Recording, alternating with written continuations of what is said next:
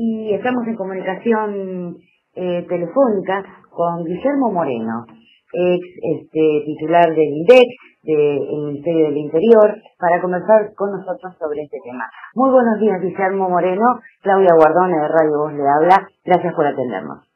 No, gracias por el llamado. Una pequeña corrección. Fui secretario de Comercio Interior, pero no, nunca fui titular del INDEC. Hago una defensa política del INDEC de nuestra gestión, pero la titular del INDEC era una compañera, Ana Edwin, que, vale aclararlo, la semana pasada tuvo que ir a prestar declaración en tribunales porque acontece que allá en plena dictadura la secuestraron a ella y a su hija durante 6 meses, ¿no? Y es un tema que no se sabe. O sea, Ana Edwin, la titular del INDEC, estuvo en la mazmorra de la dictadura durante 6 meses teniendo 27 años. Sí. Guillermo, queríamos preguntarle por esos aumentos, ¿cómo hace la gente para pagar tarifas de luz tan altas, ya que nadie regula nada, los precios aumentan todos los días, no hay nadie que regule? Mira, es una consecuencia de un gobierno oligárquico, ¿no? Este no es un gobierno neoliberal, este es un gobierno de las 1000 familias. La caracterización es mucho más cruel, porque un gobierno neoliberal fue el gobierno de Menem. No hay ninguna duda. El gobierno de Krieger-Bacena, con distintos grados de neoliberalismo, porque bueno, en aquel momento de Krieger-Bacena no reinaba el consenso de Washington, todavía había cierta administración del comercio exterior, etcétera, etcétera. El gobierno de Menem fue la aplicación del decálogo del consenso de Washington, que fue ese famoso fin de la historia de Fukuyama después de la caída del muro de Berlín, y cuando el buen gobierno tenía que repetir lo que de Washington salía en términos de privatizaciones, déficit fiscal, distribución del ingreso, etcétera, etcétera, etcétera. Esto no, esto es una cosa distinta. Este es un gobierno oligárquico de 1000 familias, como hacía 70 años no teníamos, y que tiene el tupé de poner al presidente de la sociedad rural de ministro de Agricultura, que ahora se llama Agroindustria. Un gobierno oligárquico es un gobierno cruel, y lo que vos estás transitando es la crueldad de estas 1000 familias, que no trepidan en nada. Si tienen que matar, matan, como ya ha quedado demostrado en la historia argentina, y hay distintas maneras de matar. También es una manera de matar meterte la mano en los bolsillos, aumentando el precio de la comida exponencialmente, como lo hicieron a los 15 días de haber asumido a través de la devaluación y sacando las retenciones, y ahora aumentando las tarifas. Bueno, la oligarquía es así. Algunos te dicen, no, mirá, es un concepto viejo. No, no es ningún concepto viejo. Ver lo que es un gobierno oligárquico, mirá lo que es Macri gobernando. Que no es Macri, no, es Blanco Villegas, que es la mamá. Recordemos que es así, recordemos. Bueno, el gobierno sigue creyendo que los salarios son una de las causas de la inflación. Esto va a seguir así hasta el 2019. Mirá, no van a cambiar la manera de pensar. En realidad ellos tienen una tensión muy complicada, porque saben que el salario es lo que le quedó como ordenador de la inflación, porque ya no lo tienen al tipo de cambio, pero por el otro lado el salario también es consumo. Exportar no pueden exportar porque el tipo de cambio que tienen, que ya había arrancado en nuestro gobierno, pero ellos lo profundizaron, tenemos un serio problema de competitividad externa.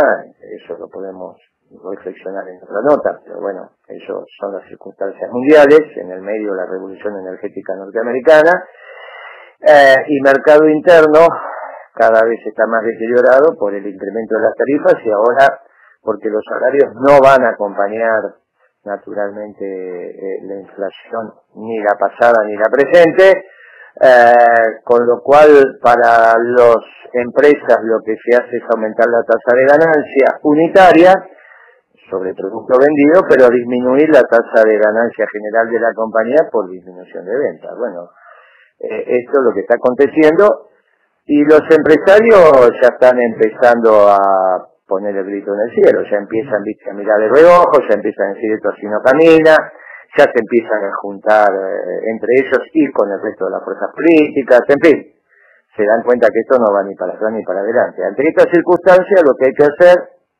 es tener paciencia, que este fin del experimento oligárquico no se transforme en un colapso institucional, porque el colapso institucional no es volver al 2001, el colapso institucional no es volver al 89 con el gobierno de Alfonsín y el colapso del gobierno de Alfonsín. El colapso institucional es la sumatoria del 89 y del 2001, por eso no hay que asusar la soga en la casa del horcado, ¿no? Por eso cuando Zaffaroni hizo esas declaraciones tan desgraciadas, le dije, mirá, Zaffaroni, no es tu fuerte hablar de economía, por favor de eso no hables, porque las consecuencias de esto son extremadamente delicadas. Moreno, ¿qué va a pasar con las economías regionales, ya que, bueno, están prácticamente destruidas, la gente está tirando las cosechas, tirando abajo los árboles frutales, porque no las venden, o las venden a muy bajo precio, $1, $2?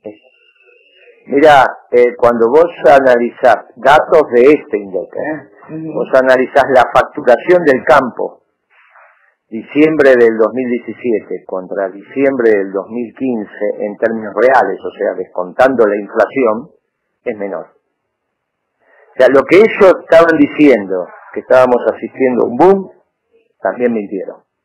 No hay ni cosecha récord de 137 millones de toneladas, ellos se equivocaron porque son unas bestias, sumaron como producción comercializable lo que es producción para el autoconsumo, entonces tienen un lío bárbaro y ahora no saben qué hacer, por eso no hay una información oficial sobre la cosecha, porque cuando hablen de la cosecha van a tener que bajar el crecimiento, porque el crecimiento que tiraron del 2.9 del PBI es incorporando la cosecha récord y esa cosecha récord no existió, pero si vos sumás todo lo producido por el campo, que no es solo la pampa húmeda, sino las economías regionales, te encontrás que esa facturación del sector primario es menor 2 años después que lo que era en el 2015. No hay ningún sector de la economía que hoy esté ganando plata, alguna que otra empresa, obviamente, pero como sector no hay ningún sector que le esté yendo bien, no hay ningún sector. Esto del boom de turismo, resulta que hubo atascamiento de las rutas cuando los autos iban, pero no cuando venían. En fin, todo es un lío que cuando pasás el peine fino no le queda nada. Todo es un armado mediático. Sí, todo es la posverdad, que hay que reconocer que algunos diarios en nuestro gobierno, mi gobierno, ¿no? También pasó, porque cuando esto de la posverdad, te diría que en los antecedentes es más de los diarios llamados progresistas que de Clarín, si bien Clarín era el dueño, ¿no? Los primeros esquemas de posverdad fueron manifestados en Página 12, cuando se metió con el INDEC y todos estos temas, ¿no? Ya en el año 2007, Página 12 empezó a inventar cuentitos sobre el INDEC, ¿no? Después los retoma Clarín, y después los hacen bandera. Pero los primeros que empezaron, o sea, que este esquema de la posverdad parecería ser que, salvo algunos diarios que hay que rescatar, es un esquema generalizado. Todas las medidas, Moreno, apuntan al sector más pobre, a castigarlo continuamente. Sí. Ahora van a fusionar los programas sociales para que las organizaciones sociales no puedan ni siquiera tomar partido en eso. Sí. El pueblo se va a levantar seguramente, esto ya este viernes va a haber una movilización muy grande. ¿Cómo termina esto? Y yo deseo que termine en el 19, te lo vuelvo a decir. El problema que tenemos, y por eso te digo que es la sumatoria del 2001 del 89. En el 89, el fracaso del gobierno alfonsinista, que fue uno de los grandes fracasos de nuestro espacio de la política, ¿está bien? Fracasó. Un gobierno que fracasó, ya estaba Menem, ya había ganado las elecciones Menem, tenía recambio. En el 2001 tenías en el Movimiento Nacional Justicialista alguien que cuando pedía silencio, el resto hacía silencio, que era el doctor Duhalde. Se sentaba en la cabecera de la mesa y la Liga de Gobernadores le hacía caso. Vos decime a quién tenemos ahora en el Movimiento Nacional Justicialista. El colapso de este gobierno implica que quedan solamente 2 instituciones.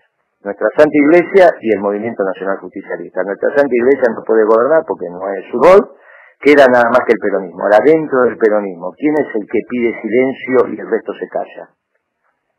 ¿Está bien? Entonces, como no lo tenemos, no hay que agitar los fantasmas, porque todo tiene que estar armonizado.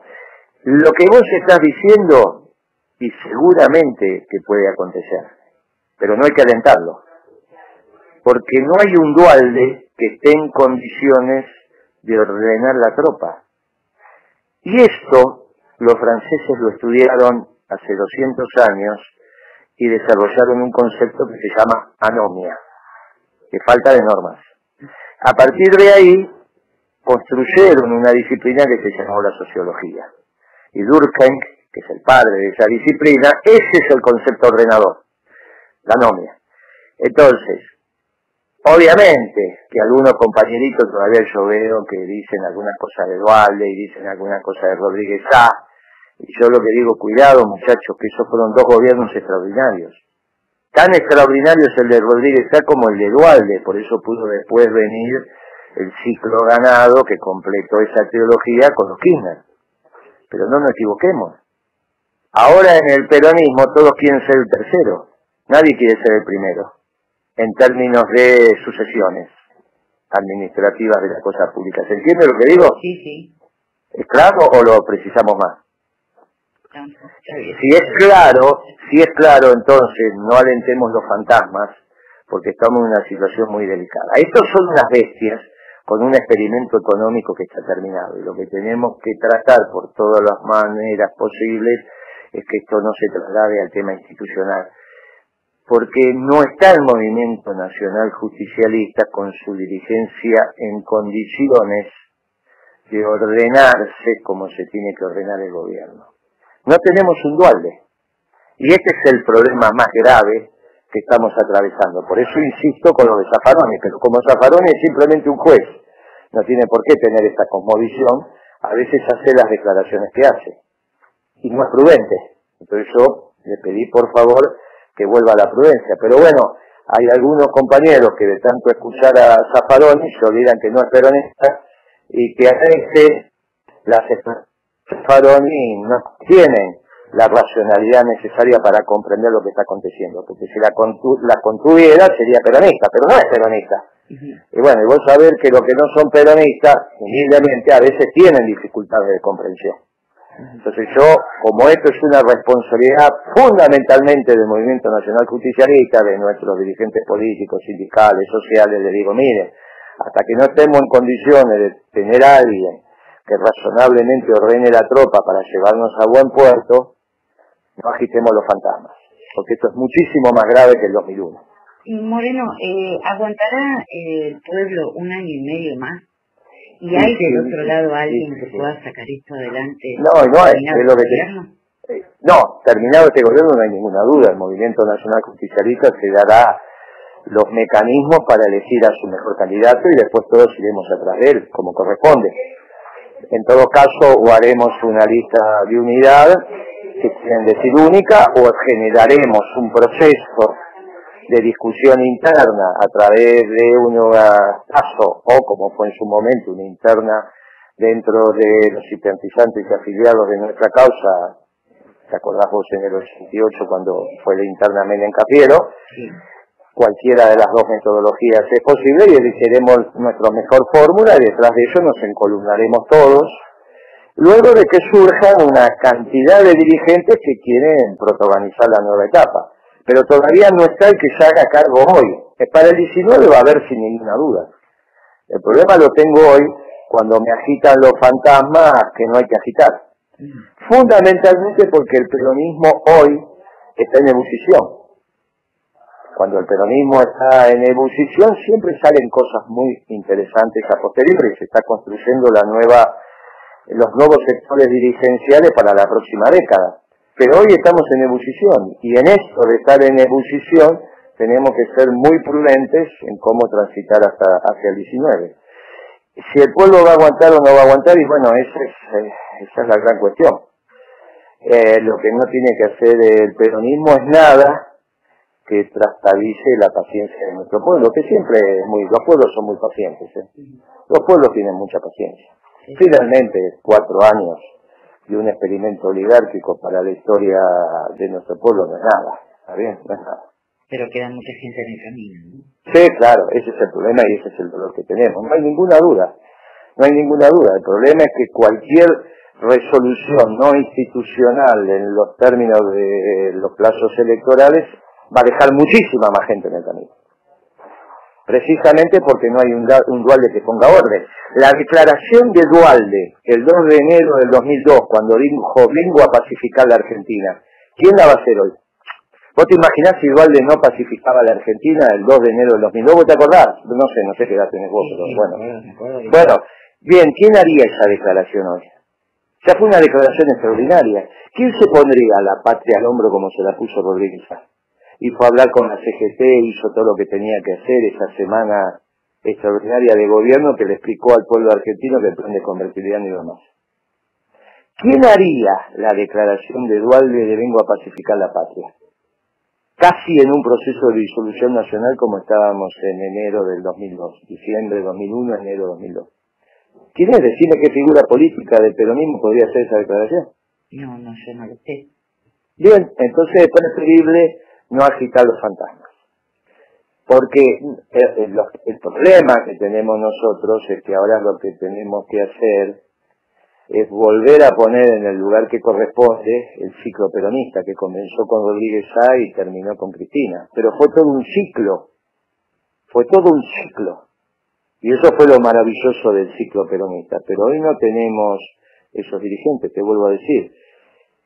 Todos quieren ser el tercero, porque el tercero fue el que se quedó 12 años. ¿O vos pensás de verdad que De la Sota se está dedicando a vender ropa? Bueno, y entonces... ahora, ¿quién puede exigir el heroísmo a algunos de nuestros principales dirigentes si después no los tratamos como héroes? Y de eso nos tenemos que hacer cargo. Más, hoy escucho compañeros que hablan mal de Duhalde. Hoy escucho compañeros que hablan mal de Rodríguez Sá. Entonces, todavía tenemos que hacer este proceso de mirarnos a los ojos nosotros, sentarnos en una mesa y decir con precisión, nos precisamos todos.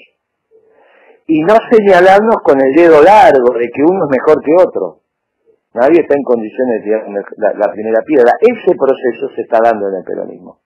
Pero todavía falta. Por lo tanto, si todavía falta, corresponde que este experimento económico en términos oligárquicos terminados no se traslade al ámbito institucional. Primariamente, la decisión es del gobierno. Pero secundariamente la oposición, sobre todo nosotros los peronistas, tenemos que inculcar la paciencia en nuestro pueblo. ¿Está bien? Y inculcar la paciencia y decirle, sí, muchachos, esto es complicadísimo porque es la oligarquía gobernando. No son neoliberales. Digo, yo si son neoliberales, entonces, Menem también fue neoliberal. Entonces lo ponés del otro lado. Y me hace como el pibe Santoro, el yerno de Moró, que me terminó diciendo que quería que perdiera Menem en La Rioja para que ganara Cambiemos. Bueno, finalmente ganó Cambiemos. Bueno, todo ese proceso es el que tenemos que terminar de transitar. Este es un gobierno oligárquico, como nunca tuvimos en los últimos 70 años. No es un gobierno neoliberal. Cuando vos caracterizás bien al gobierno, juntás correctamente todas las fuerzas en contra de la oligarquía, en contra de las mil familias. Bien, en ese proceso el peronismo está. Por eso yo dije que sería extraordinario que pudiéramos sacar una foto de los 4 presidentes vivos que tenemos viviendo en la Argentina. Porque sería una señal potentísima. No porque ellos van a tomar decisiones, sino porque decir, bueno, empezaste a juntar a la familia. ¿Está bien? Y empezaste a decir, bueno, si cometí unos errores, pido humildemente perdón. Está bien, si maltratamos a este expresidente, en realidad pensamos que alguno por fuera de la familia es mejor que el peor de los nuestros, están equivocados. Mirá, el peor de los nuestros es físicamente mejor que el mejor de ellos. Pero todavía esto falta que transitemos un poquito más. Bien. Bueno, Guillermo Moreno, le agradecemos mucho por esta comunicación, realmente fue muy importante para nosotros. Gracias por esta comunicación y que tenga usted un muy buen día. Gracias por aclarar un poquito todo esto. No sé si aclaré, lo que sí está claro, lo único que queda claro que esto dará para el debate y ese es el fervoroso debate que estamos teniendo los militantes de la causa para finalmente encontrar la verdad. Y para encontrar la verdad, por suerte, tenemos a alguien que ilumina con una luz extraordinaria y es su santidad. Y entonces pensé, escuchemos, leamos, miremos ese faro y algo nos va a aclarar. Un abrazo grande y gracias por el llamado.